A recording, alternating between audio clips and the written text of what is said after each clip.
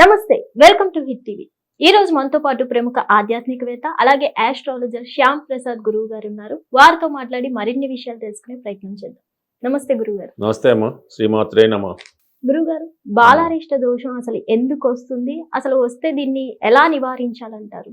ఏదన్నా జననం జరిగినప్పుడు ఉమ్, ఆ రోజు ఉన్నటువంటి తిథి వార నక్షత్ర యోగాలను బట్టి ఉమ్, ఆ పుట్టిన పిల్లవాడి యొక్క జన్మ జీవితం ఆధారపడి ఉంటుంది. ఓకే. అయితే కొన్ని నక్షత్రాలు కామన్గా కొంత దోషాలు ఉంటాయి. అది కామన్గా అందరికీ తెలిసిన నక్షత్రాలే. ఉమ్, అది ఆ నక్షత్రాల్లో కాకుండా జాతకుడు పుట్టినప్పుడు ఆ పుట్టిన సమయాన్ని బట్టి ఒక లగ్నం అన్నది ఏర్పడుతుంది. ఓకే. ఈ జన్మ జాతకంలో లగ్నాన్ని బట్టి ఉమ్, 3వ స్థానం, 8వ స్థానం అని ఉంటాయి. అవి ఆయుష్ని చెప్తాయి అన్నమాట. పిల్లవాడు పుట్టినప్పటినే అతను ఎంతవరకు ఆయుష్ ఉంది, ఓకే. అతను ఏ కార్యక్రమం కొరకు ఈ జీవితంలో జన్మించాడు, ఈ జన్మ తీసుకున్నాడు, ఇవన్నీ కూడా పుట్టినప్పుడే భగవంతుడు నిర్ణయించి చేయడం జరుగుతూ ఉంటుంది. ఓకే. అయితే ఈ తృతీయ స్థానంలోను అష్టమ స్థానంలోను పాపగ్రహాలు ఉన్నా, ఉమ్, అలాగే జన్మ లగ్నానికి ఇరుపక్కల పాపగ్రహాలు ఉన్నా, ఉమ్, లగ్నాన్ని పాపగ్రహం చూసిన, అలాగే చంద్రుడు బాల్యకారకుడు. చంద్రుడిని బట్టే చిన్నతనంలో పిల్లవాడికి 8వ సంవత్సరం వచ్చేదాకా కూడా ఉమ్, ఇది చంద్రుడి యొక్క దాన్ని బట్టి నడుస్తుంటాయి. చంద్రుడు దుష్ట స్థానాల్లో పడినా, ఉమ్, పాపగ్రహాలతో కలిసి ఉన్నా, ఉమ్, శనితో కలిసి ఉన్నా, రాహుతో కలిసి ఉన్నా, కేతువుతో కలిసి ఉన్నా, ఓకే. అది బాలారిష్టం అంటారు. అంటే ఈ ఓకే. బాలారిష్టం వల్ల ఏంటంటే జాతకుడు తరచుగా అనారోగ్యానికి గురవుతూ ఉంటాడు. ఉమ్, అనారోగ్యానికి గురవు చాలా వీక్గా ఉండడం జరుగుతూ ఉంటుంది. ఓకే. అలాగే ఏంటంటే ప్రారంభంలో 8వ సంవత్సరం వచ్చేదాకా కూడా సరిగ్గా చదవకపోవడం, ఈ ఉమ్, స్కూల్కి వెళ్ళలేకపోవడం, అంటే అది బలహీనత వల్ల ఇది ఒక సంకేతం అంటారా? సంకేతం. అది ఇలా ఉంటుంది. ఉమ్, దీన్నే ఈ జాతక పరిశీలించడం బట్టి కొంతవరకు ఈ బాలారిష్టం ఉన్న వాళ్ళు తెలిసిపోతూ ఉంటుంది. వాళ్ళ ఎదుగుదలలో లోపం ఉంటుంది, ఉమ్, హెల్త్ పరమైన లోపం ఉంటుంది, సరిగ్గా ఫుడ్ తీసుకోలేకపోతుంటారు. ఉమ్, ఇది జాతకంలో ఉంటుంది. ఏ కారణం వల్ల ఈ దోషం ఏర్పడింది అన్నది ఆ ఓకే. జాతకం గమనించి ఉమ్, దాన్ని బట్టి జాతకంలో పరిహారం చేసుకోవాల్సి ఉంటుంది. ఓకే. అయితే ఏంటంటే బాల్యంలో ఈ దోషానికి చంద్రుడు కారణం కాబట్టి ఉమ్, చంద్రగ్రహానికి పరిహారం చేసుకోవాలి. ఓకే. అంటే చంద్రుడికి పరిహారం ఏముంది, చక్కగా శివుడికి అభిషేకం చేయించుకోవడమే. ఉమ్హు, సోమవారం అంటే ఎవరైతే పిల్లవాడి యొక్క తల్లి ఉన్నదో ఓకే. ఆమె ఒక వీలైతే ప్రతి సోమవారం ఉమ్, సోమవారం నియమం పాటించి ఆ సోమవారం రోజు శివుడికి అభిషేకం చేయించుకోవడం వల్ల ఈ బాలారిష్ట దోషం తొలుగుతూ ఉంటుంది. ఓకే. ఇంకా లేదు కొంచెం ఎక్కువగా ఉంది, ఉమ్, పర్టికులర్గా ఒక రోజు ఉమ్, శివునికి రుద్రాభిషేకం ఓకే. రుద్రాభిషేకం చేయించడం వల్ల కూడా బాలారిష్ట దోషం తొలగిపోతూ ఉంటుంది. ఉమ్, అలాగే ఎప్పుడైనా అమ్మవారికి కూడా అంటే ఎప్పుడైతే శివుడికి అభిషేకం చేయించామో అమ్మవారికి కూడా కుంకుమ పూజ చేయించవలసి ఉంటుంది. ఓకే. ఈ రెండు చేయడం వల్ల కంప్లీట్గా బాలారిష్ట దోషం అన్నది తొలగిపోతూ ఉంటుంది. ఓకే. అది ఇంకా బాలారిష్ట దోషం అన్నది 8వ సంవత్సరం మాత్రం వరకే ఉంటుంది. 8వ 8 సంవత్సరం. తర్వాత మళ్ళీ మిగతా గ్రహాలు అప్పుడు పరిస్థితి ఇవన్నీ పనిచేస్తుంటాయి. ఓకే.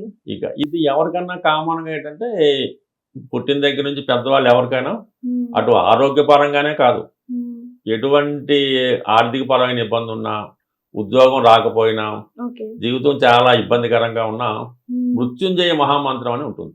ఓకే. ఈ మృత్యుంజయ మహామంత్రాన్ని ప్రతిరోజు కూడా ఉమ్, చదువుకున్న వాళ్ళు చదవచ్చు, ఓకే. రాని వాళ్ళు వినొచ్చు. చిన్నదే ఉంటుంది, ఉమ్, అది గురుపదేశం ఉంటేనే ఉపదేశించాలి. ఓకే. ఇప్పుడు ఉన్నటువంటి ప్రకారం చదువుకోవడం తప్పలేదు. ఉమ్, ఒక 41 సార్లు రోజుకి 41 ఓకే. సార్లు వినడం వల్ల కానీ చదవడం వల్ల కానీ ఉమ్, ఎటువంటి దోషమైనా కంప్లీట్గా తొలగిపోయే అవకాశం అది ఉంటుంది.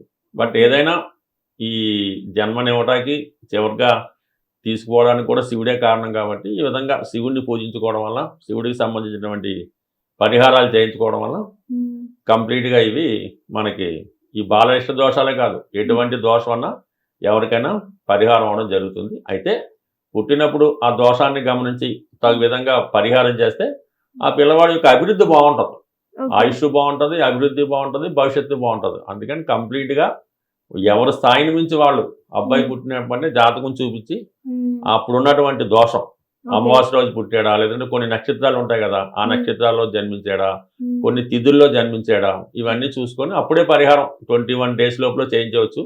ఓకే. లేని పక్షంలో 1 ఇయర్ లోపల ఓకే. చేయించుకోవడం వల్ల ఎప్పుడు దోషం అప్పుడు పరిహారం చేసుకుంటే అబ్బాయికి భవిష్యత్తు బాగుంటుంది.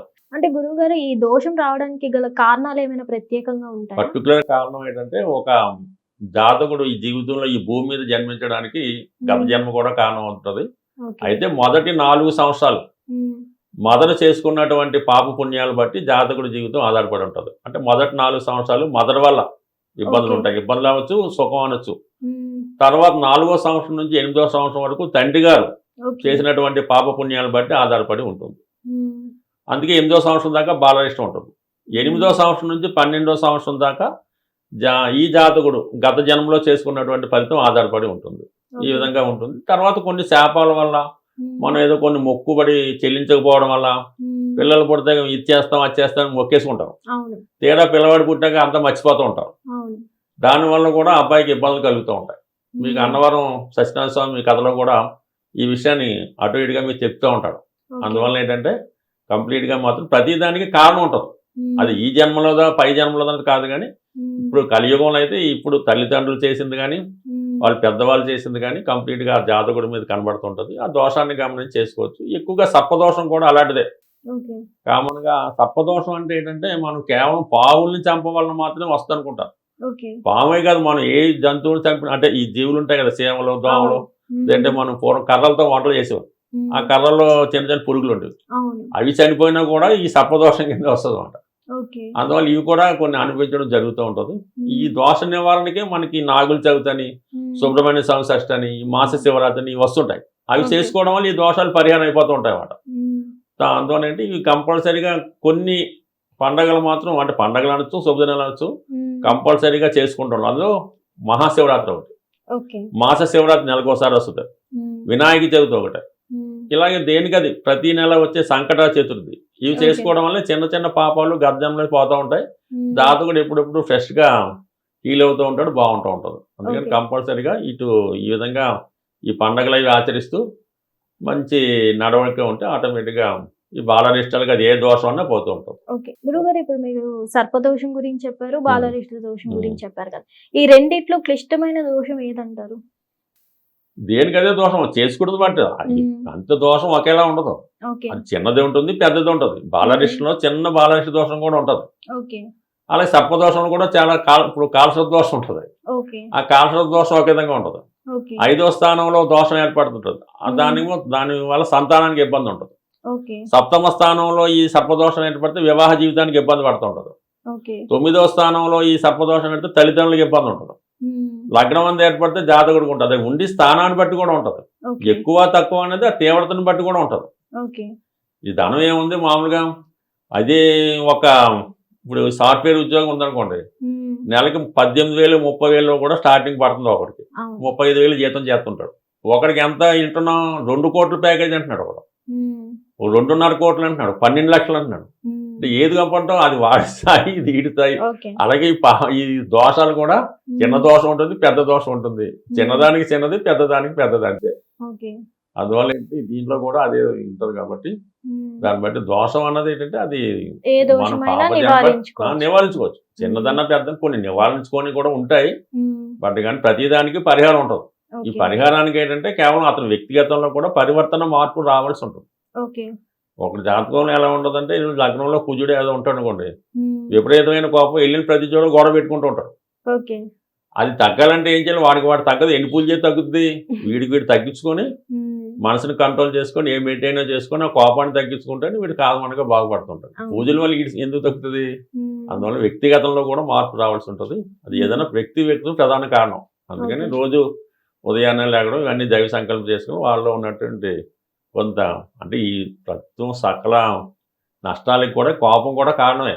అందుకని ఓకే. అది మెయిన్ తగ్గించుకోవాలి. ఓకే. తగ్గించుకుంటే అన్ని బాగుంటాయి. ధన్యవాదాలు గురుగారు.